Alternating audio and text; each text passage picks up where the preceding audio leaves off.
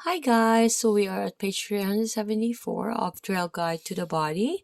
So we are going to be featuring a very interesting muscle, right?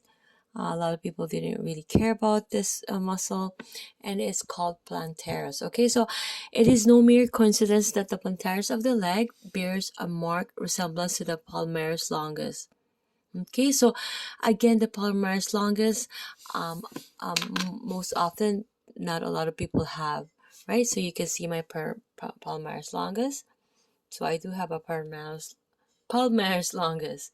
Uh, the same manner that plantaris, right?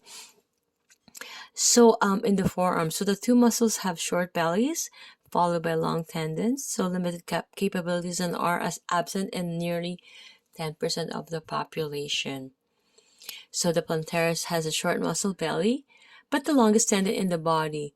So its belly lies at an oblique angle along the popliteal space of the posterior knee between the gastrocnemius head.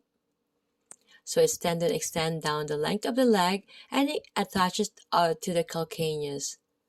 So although the plantaris belly is situated in a small cramped area, it can be readily accessed. Okay, so from the standpoint of evolution, the plantaris is thought to be what remains of a larger plantar flexor of the foot. So the plantaris of reptiles, which serves as an important muscle of propulsion, it still retains much of the basic character of this older, larger flexor. Okay, so the action is weak. It does help, but it does help with the plantar flexion. It's a weak plantar flexion of the ankle. It also is a weak flexion of the knee. Origin is in the lateral supracondylar line of the femur, and insertion is the calcaneus via calcaneal tendon.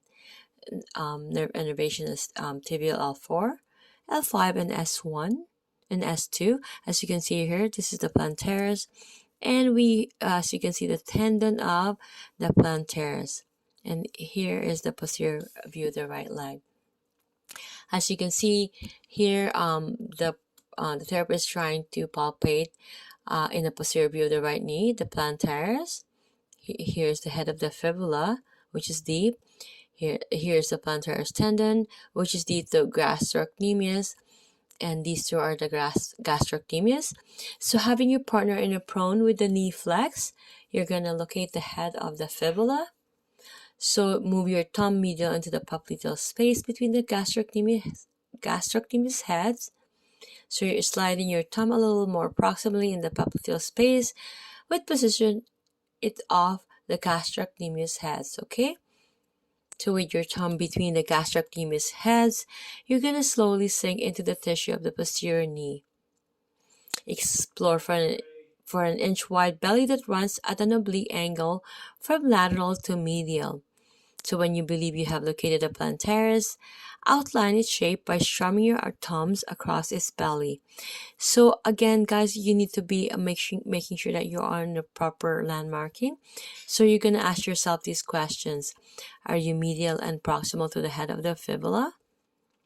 Are you accessing between the gastrocnemius heads, or is the belly you are palpating 1 to 2 fingers wide with oblique fibers?